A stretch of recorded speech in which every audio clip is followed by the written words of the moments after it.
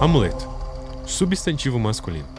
Objeto, fórmula escrita ou figura que alguém guarda consigo e a que se atribuem virtudes sobrenaturais de defesa contra desgraças, doenças, feitiços, malefícios, etc. Se você parar para analisar um pouco a história do nosso planeta, você vai ver o uso de amuletos sendo usado em diversas culturas e lugares diferentes. Na cultura egípcia, por exemplo, os amuletos em sua grande maioria eram feitos com base em imagens de deuses antigos, ou então de objetos que se remetiam a ele. O escaravelho, por exemplo, um dos amuletos mais antigos e mais conhecidos em sua época no Antigo Egito, representava o deus Khepri, uma das principais divindades da mitologia egípcia, e era usado principalmente para evocar a proteção dos faraós. A gente também pode observar esses mesmos costumes em diversos outros lugares e culturas diferentes, como na cultura nórdica, na cultura grega, aqui nas Américas também com os maias, os incas e os astecas, e bem pertinho da gente aqui, nos indígenas brasileiros, onde diversos objetos, escritas, ritos e até figuras foram encontradas como uma forma de proteção dos deuses. E eu sei, quando a gente fala sobre amuletos, sempre vamos relacionar isso a culturas e religiões antigas, mas será mesmo que essa cultura ficou lá no passado?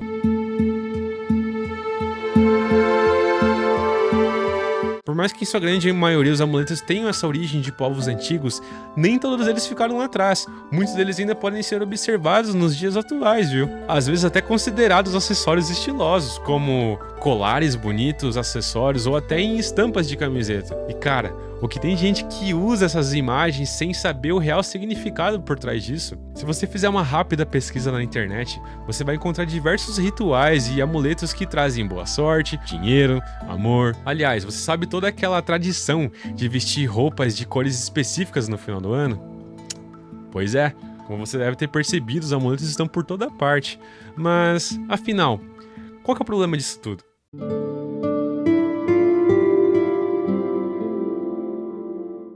Mas espera, antes da gente continuar, eu quero que você preste bastante atenção nessa parte, porque eu não quero que você entenda errado o que eu quero dizer aqui. Em diversos momentos a Bíblia vai mostrar claramente que Deus rejeita e abomina todos esses costumes que vêm de origem pagã. Lá em Ezequiel, por exemplo, diz o seguinte: assim diz o Senhor soberano, estou contra todos os seus amuletos que vocês usam para enlaçar o meu povo.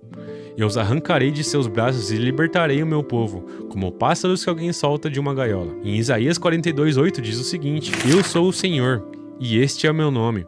Não darei a outro a minha glória, e nem a imagens do meu louvor. Em outras passagens, por exemplo, a gente pode ver claramente que Deus condenou o seu povo pelo uso de amuletos e de feitiçaria. Lá em Isaías fala o seguinte: certamente abandonastes o teu povo, os descendentes de Jacó, porque eles se encheram de superstições dos povos do leste, praticaram adivinhações como os filisteus e fazem acordos com pagãos. Em Romanos 1:25 diz o seguinte: trocaram a verdade de Deus pela mentira e adoraram e serviram a coisas e seres criados, em lugar do Criador, que é bendito para sempre. Mas você pode até me dizer o seguinte: eu sou daquelas pessoas que seguia apenas pelas linhas vermelhas da Bíblia, somente as palavras que saíram da boca de Jesus. E beleza, você pode até usar desse argumento, mas, meu amigo, se você parar para analisar bem as palavras de Jesus, você vai ver que em nenhum momento Jesus promoveu a prática do uso de amuletos. Mas afinal, onde especificamente o uso de amuletos se encaixa? O uso de amuletos, além de ser uma forma de idolatria, ele também pode se encaixar como uma feitiçaria, porque basicamente quem tá usando um amuleto tá tentando manipular o mundo espiritual a seu favor para conseguir as coisas que quer. E também se encaixa como uma idolatria, porque basicamente idolatria é tudo aquilo que tira o lugar de Deus da sua vida. E não são só os amuletos que podem se tornar uma idolatria.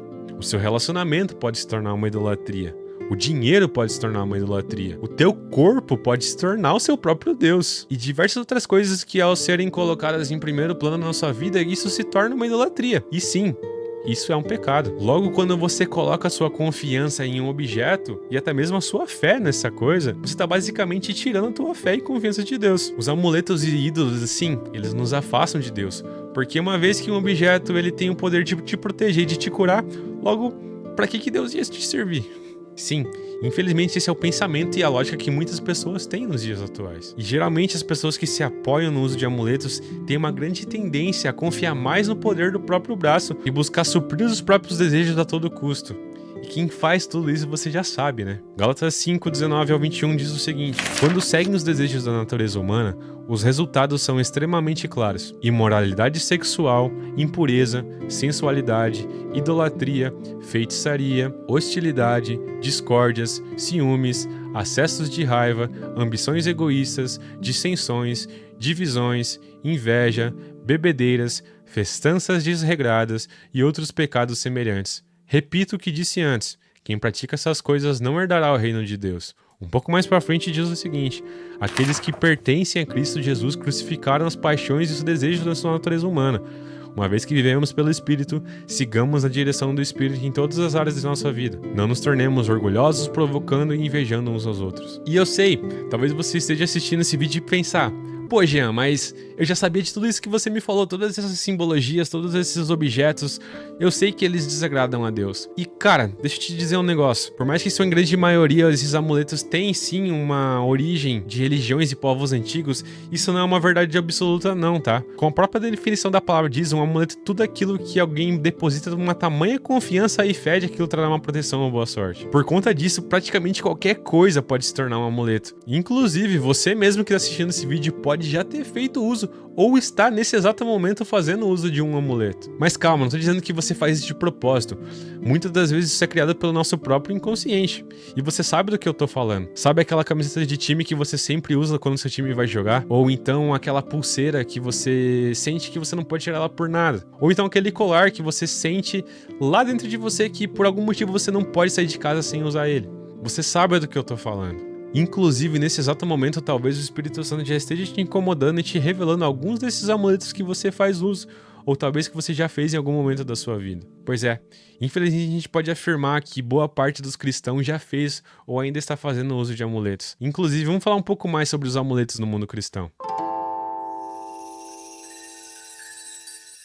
E meu Deus, nesse momento você vai me olhar e falar: meu Deus, Jean, isso é um absurdo! E cara, se eu te falar que, infelizmente, em várias ocasiões os amuletos estão sendo usados, inclusive dentro das igrejas. Pessoas usando roupas, pingentes, wallpaper de celular, ou então o clássico: a Bíblia aberta em alguma passagem bíblica. E na maior parte das vezes é no Salmo 91. Inclusive, o Salmo 91 é um pouco meio mal interpretado por muitas pessoas. Mas espera que a gente já vai chegar nessa parte. E calma, é claro que a gente pode usar dessas coisas como uma forma de lembrar da palavra do Senhor, ou como uma forma de evangelizar. E eu não tô dizendo que o problema são nessas coisas, ou então no Salmo 91, mas sim nas nossas intenções e nossas motivações por trás de tudo isso. Então nós devemos sondar e analisar nossa motivação por trás de cada uma dessas coisas. Caso contrário, sim, isso é um amuleto, isso é pecado. Isso vai te afastar de Deus. Você sabe exatamente para onde que o pecado nos leva, certo? Mas, se objetos não podem curar, e a Bíblia diz ser contra o uso de amuletos, como é que você me explica a serpente de bronze? Ou então os panos de Paulo que curavam as pessoas? Ao longo da Bíblia a gente consegue encontrar diversos símbolos que servem justamente para nos lembrar do poder de Deus. E cara, não era a serpente de bronze que estava curando as pessoas. Não eram os panos de Paulo que estavam curando as pessoas, mas sim a fé e o poder de Deus. Inclusive, um pouco mais para frente, se você continuar lendo essa passagem da serpente de bronze, você vai ver que Deus sim, ele ordena a destruição dela, porque ela estava se tornando um ídolo e as pessoas estavam começando a usá-la como um tipo de amuleto. E sobre os panos de Paulo, a Bíblia é muito clara quando ela diz que não eram os panos de Paulo que estavam curando, e sim Deus que estava realizando aqueles milagres através de Paulo. Os panos não tinham poder algum. Um outro exemplo para deixar claro que era só Deus que realizava os milagres está lá em Atos, um pouco mais para frente, quando alguns homens tentaram usar de Paulo e a Deus a quem Paulo servia como uma espécie de feitiço para expulsar demônios. E você sabe exatamente o que acontece? Nada. Inclusive, eles acabaram até apanhando desses demônios. Então não, a Bíblia aberta no Salmo 91 não vai te trazer proteção. Inclusive, vamos abordar um pouco sobre esse assunto. O Salmo 91 diz o seguinte: aquele que habita no abrigo do Altíssimo encontrará descanso à sombra do Todo-Poderoso. Isto eu declaro a respeito do Senhor. Ele é o meu refúgio, meu lugar seguro. Ele é meu Deus e nele eu confio, pois ele o livrará das armadilhas da vida e os protegerá de doenças mortais. Ele o cobrirá com suas penas e o abrigará sob suas asas. A sua fidelidade é a armadura da proteção. Não tenho medo dos terrores da noite, nem da flecha que voa durante o dia. Não tema uma praga que se aproxima na escuridão, nem a calamidade que devasta ao meio-dia. Ainda que 1000 cairão ao seu lado e 10.000 morram ao seu redor, você não será atingido. Basta abrir os olhos e verá como são castigados os perversos. Se você se refugiar no Senhor, se fizer do Altíssimo seu abrigo, nenhum mal o atingirá, nenhuma praga se aproximará de sua casa. Enfim, ele diz muitas outras coisas, mas eu quero focar em 2 coisas específicas. Ali nos versos 1 e 2, ele diz o seguinte: aquele que habita no abrigo do Altíssimo encontrará descanso à sombra do Todo-Poderoso. Muitas vezes a gente acaba pensando que todas essas coisas estão disponíveis a todos, mas não. A Bíblia é muito específica que aquele que habita no esconderijo do Altíssimo vai acontecer todas essas coisas. E meu irmão, habitar no esconderijo do Altíssimo é muito diferente de simplesmente passear no esconderijo do Altíssimo. Quanto de nós, muitas vezes, não acabamos vivendo uma vida de passeio pela presença de Deus? Ficamos dependentes de lugares ou pessoas para acessar um lugar de adoração e reflexão da palavra, terceirizando nossas responsabilidades de estar lendo, de estar adorando, colocando nas mãos de pastores e ministros de louvor a nossa obrigação. E calma, não estou dizendo que é para você parar de frequentar uma igreja. Inclusive, a Bíblia é muito clara, em diversos momentos, ser a favor dessas práticas. Inclusive, essa é uma prática que próprio Jesus nos disse para fazer e reforçada lá na frente por Paulo. O problema é quando a gente depende desses ambientes para estar acessando a palavra, para estar tendo um momento de adoração e louvor. Quando a gente faz isso, nós nos tornamos simplesmente visitantes do esconderijo do Altíssimo e não habitantes. Mas, e agora? Se você se identificou com algum dos pontos que eu vi até agora, talvez uma preocupação muito grande veio na sua cabeça, junto com uma pergunta: meu Deus, eu pequei, e agora? O que eu devo fazer diante disso? Por acaso eu tô condenado à morte eterna? Cara, sim, seu destino como um pecador é viver uma eternidade longe de Deus. Mas não é só você, toda a humanidade, porque todos nós pecamos e merecemos a condenação. Para entrar no céu, os parâmetros são a perfeição. Logo, ninguém conseguiria alcançar essa salvação pela força dos nossos próprios braços. Mas é aí que entra a coisa mais linda. Há 2000 anos atrás, um homem veio para a terra enviado pelo seu próprio pai, que está lá no céu, e um sacrifício foi feito. O Filho de Deus morreu, e morreu uma morte de cruz, uma das mortes mais humilhantes, um dos piores métodos de tortura da história. Ele foi humilhado, pessoas bateram nele e zombaram dele, e ele fez tudo isso por você. A graça de Deus nos foi dada de forma gratuita, está disponível a todos nós, a partir do momento que nós nos arrependemos genuinamente dos nossos pecados e recebemos Jesus como nosso Senhor e Salvador, como o único Deus. E entenda uma coisa: arrependimento genuíno não está simplesmente em dizer que se arrepende, não está num sentimento de remorso, mas sim na mudança de uma atitude a partir do momento que você entende isso. Então, meu irmão, eu não sei o que você vai fazer agora, mas uma oportunidade te foi dada, e há apenas um lugar que pode te curar. Esse lugar é o esconderijo do Altíssimo. Afinal, o verdadeiro evangelho é um hospital que abriga e trata a ferida das pessoas que reconhecem que estão doentes e que precisam de cura.